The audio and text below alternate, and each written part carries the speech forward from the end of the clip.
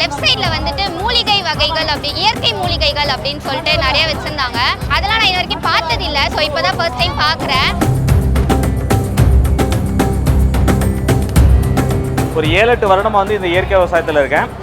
முழுமையாக வந்து நம்ம பண்ணக்கூடிய இந்த விவசாயத்தை இயற்கைக்கு மாற்றணும், அதையும் ஒரு மாடலாக பண்ணணும் அப்படின்னு சொல்லிட்டு திறம்பட நிறைய பேருக்கு வந்து பண்ணி கொடுத்துருக்கோம். நிறைய நிறுவனத்துக்கும் பண்ணி கொடுத்துருக்கோம். ஒரு கீரை சாகுபடியே எடுத்துக்கிட்டிங்க அப்படின்னா அந்த கீரை சாகுபடியை நம்ம என்ன தான் பயிற்சியாக கொடுத்தாலும் அவங்க போய் பண்ணும்போது நிறைய மிஸ்டேக் இருக்குது.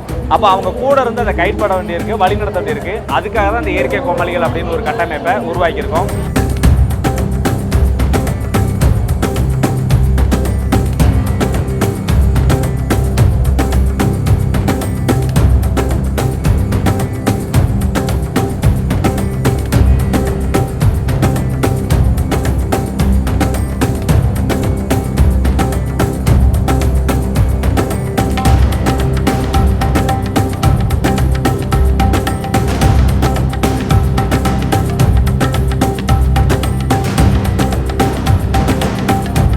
நிறைய வகையான மில்லட்ஸுகளும் இருந்துச்சு, அரிசி வகைகளும் நம்மக்கிட்ட இருந்துச்சு. பட் அதெல்லாமே இப்போ எல்லாமே ஓஞ்சு போய் ஒரு சில விஷயங்களான வகையான அரிசிகள் தான் நம்ம பார்த்துட்டு இருக்கோம். மக்களுக்கு கொண்டு வரக்கூடிய விதமாக, வேர்ல்டு ரெக்கார்ட் பண்ணுற விதமாக நம்ம தோசைகளும் 10 வகையான, ஒவ்வொரு ஆளுகளுமே 10 வகையான தோசைகளும் சரி, அதுக்கு மேலுப்பட்ட வகையான தோசைகளும் சரி நம்ம பண்ணிக்கிட்டு இருக்கோம்.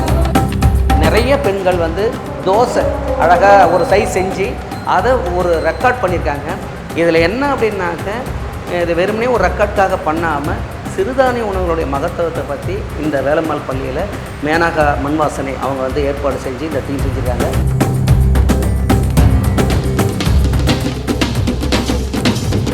யானை கட்டி போரடிச்சா ஏத்தமுள்ள சீமை இது, பிஞ்சு புள்ளையும் புலி விரட்டி பெரு பெற்ற பூமி இது, வரகு கம்பு தினசாம மாறி தந்த பூமி இது, வருஷம் பூரா வெள்ளாம விளைஞ்சி நின்ன பூமி